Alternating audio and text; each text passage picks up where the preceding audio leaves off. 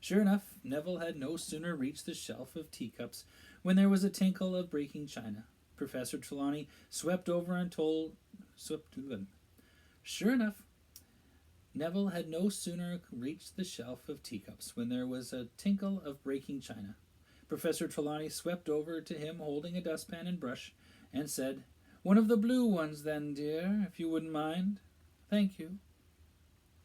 When Harry and Ron had their cups filled, they went back to their table and tried to drink the scalding tea quickly.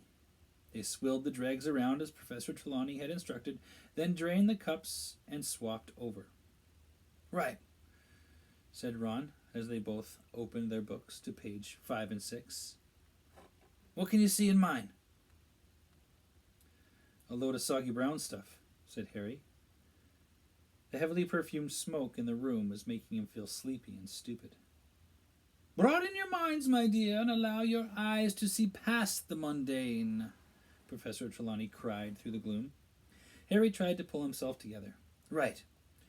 You've got a crooked sort of cross," he consulted Unfogging the Future. "That means you're going to have trials and suffering. Sorry about that. But there's a thing here that could be the sun. Hang on. That means great happiness. So you're going to suffer, but be happy." You need your inner eye tested, if you ask me," said Ron. And they both had to stifle their laughs as Professor Trelawney gazed in their direction. "My turn," said Ron as he peered into Harry's teacup, his forehead wrinkled with effort. "There's a blob, a bit like a bowler hat," he said. "Maybe you're going to work for the Ministry of Magic." He turned the teacup the other way up. "But this way it looks more like a unicorn. What's that?" He scanned his copy of Unfogging the Future. "A windfall, unexpected gold. Excellent. You can lend me some. Then there's a thing here." He turned the cup again. "That looks like an animal. Yeah. If that was its head, it looks like a hippo. No, a sheep." Professor Trelawney whirled around as Harry let out a snort of laughter. "Let me see that, my dear," she said reprovingly at Ron, sweeping over and snatching Harry's cup from him. Everyone went quiet to watch. Professor Trelawney was staring into the teacup, rotating it counterclockwise. "The falcon! My dear, you have a deadly enemy." "But everyone knows that," said Hermione in a loud whisper. Professor Trelawney stared at her.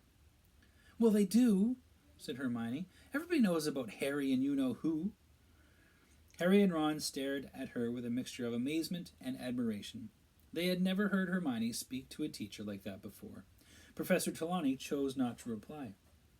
She lowered her huge eyes to Harry's cup again and continued to turn it. "The club? An attack?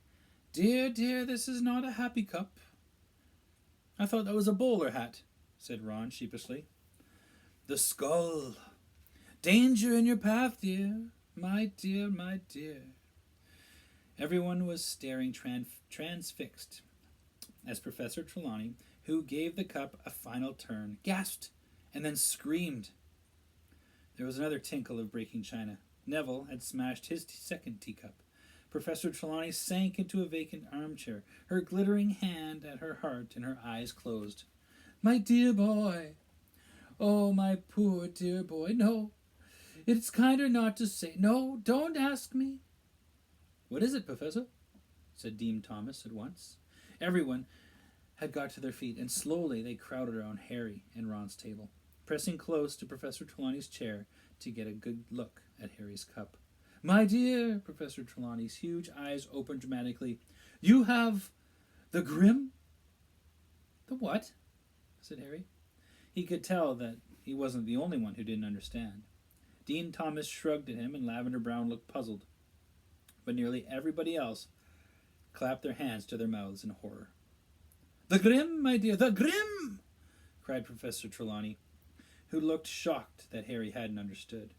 "The giant spectral dog that haunts churchyards. My dear boy, it is an omen, the worst omen of death." Harry's stomach lurched. That dog on the cover of Death Omens in Flourish and Blots. The dog in the shadows of Mongolia Crescent. Lavender Brown clapped her hands to her mouth, too. Everyone was looking at Harry except Hermione, who had gotten up and moved around the back of Professor Trelawney's chair. "I don't think it looks like a grim," she said flatly. Professor Trelawney surveyed Hermione with mounting dislike. "You'll forgive me for saying so, my dear, but I perceive very little aura around you, very little receptivity to the renaissance of the future." Seamus Finnegan was tilting his head from side to side. "Looks like a grim if you do this," he said, with his eyes almost shut. "But it looks more like a donkey from here," he said, leaning to the left. "When you've all finished deciding whether I'm going to die or not," said Harry, taking even himself by surprise. Now nobody seemed to want to look at him. "I think we'll leave the lesson here for today," said Professor Trelawney in her mistiest voice. "Yes, please pack away your things." Silently, the class took their teacups back to Professor Trelawney, packed away their books, and closed their bags. Even Ron was avoiding Harry's eyes. "Until we meet again," said Professor Trelawney faintly. "Fair fortunes be yours. Oh, and dear," she pointed at Neville, "you'll be late next time, so mind you work extra hard to catch up." Harry, Ron, and Hermione descended Professor Trelawney's ladder, and the winding stair in silence. Then set off to Professor McGonagall's Transfiguration lesson. It took them so long to find her classroom that, early as they had left divination, they were only just in time. Harry chose a seat right at the back of the room, feeling as though he were sitting in a very bright spotlight. The rest of the class kept shooting furtive glances at him, as though he were about to drop dead at any moment. He hardly heard what Professor McGonagall was telling them about animagi, wizards who could transform at will into animals, and wasn't even watching when she transformed herself in front of their eyes into a tabby cat with spectacle markings around her eyes. "Really? What has gotten into you all today?" said Professor McGonagall, turning back into herself with a faint pop and staring around them at all. "Not that it matters, but that's the first time my transfiguration's not gotten applause from my class." Everybody's head turned towards Harry again, but nobody spoke. Then Hermione raised her hand. "Please, Professor, we've just had our first divination class, and we were all reading the tea leaves, and—" "Ah, of course," said Professor McGonagall, suddenly frowning. "There is no need to say any more, Miss Granger. Tell me, which of you will be dying this year?" Everyone stared at her. "Me," said Harry finally. "I see," said Professor McGonagall, fixing Harry with her beady eyes. Then you should know, Potter, that Sybil Trelawney has predicted the death of one student a year since she arrived at this school. None of them has died yet. Seeing death omens is her favourite way of greeting a new class. If it were not the fact that I never speak ill of my colleagues—" Professor McGonagall broke off, and they saw that her nostrils had gone white. She went on more calmly. "Divination is one of the most imprecise practices of magic. I shall not conceal from you that I have very little patience with it. True seers are very rare, and Professor Trelawney—" She stopped again, and then said, in a very matter-of-fact voice, "You look in excellent health to me, Potter, so you'll excuse me if I don't let you off homework today. I assure you that if you die, you need not hand it in." Hermione laughed. Harry felt a bit better. It was harder to feel scared of a lump of tea leaves away from the dim light and the befuddling perfume of Professor Trelawney's classroom. Not everyone was convinced, however. Ron still looked worried, and Lavender whispered, "But what about Neville's teacup?" When the Transfiguration class had finished, they joined the crowd thundering towards the Great Hall for lunch. "Ron, cheer up," said Hermione, pushing a dish of stew towards him. "You heard what Professor McGonagall said." Ron spooned his stew into his plate and picked up his fork, but didn't start. "Harry," he said with a low, serious voice, "you haven't seen a great black dog anywhere, have you?" "Yeah, I have," said Harry. "I saw one the night I left the Dursleys." Ron let his fork fall with a clatter. Probably a stray, said Hermione calmly. Ron looked at Hermione as though she had gone mad. Hermione? If Harry's seen a Grim, that's bad, he said. My Uncle Billis saw one once and he died 24 hours later. It's a coincidence, said Hermione airily, pouring herself some pumpkin juice. You don't know what you're talking about, said Ron, starting to get angry. Grims scare the living daylights out of most wizards. There you are then, said Hermione in a superior tone. They see the Grim and die of fright. The Grim's not an omen, it's a cause of death. And Harry's still with us because he's not stupid enough to see one and think, right, well, I'd better kick the bucket then. Ron mouthed wordlessly at Hermione, who opened her bag, took out her new arithmancy book, and propped it open against the juice jug.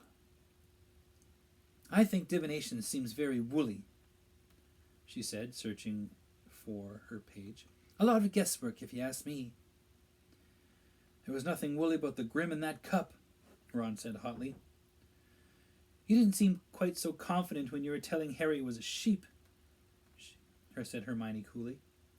Professor Trelawney said you didn't have the right aura. You just don't like being bad at something for a change. He had touched a nerve. Hermione slammed her arithmancy book down on the table so hard that bits of meat and carrot flew everywhere. If being good at divination means I have to pretend to see death omens and a lump of tea leaves, I'm not sure I'll be studying it much longer. That lesson was absolute rubbish compared to my arithmancy class. She snatched up her bag and stalked away. Ron frowned after her. What's she talking about? She said to Harry. She hasn't been to arithmancy class yet.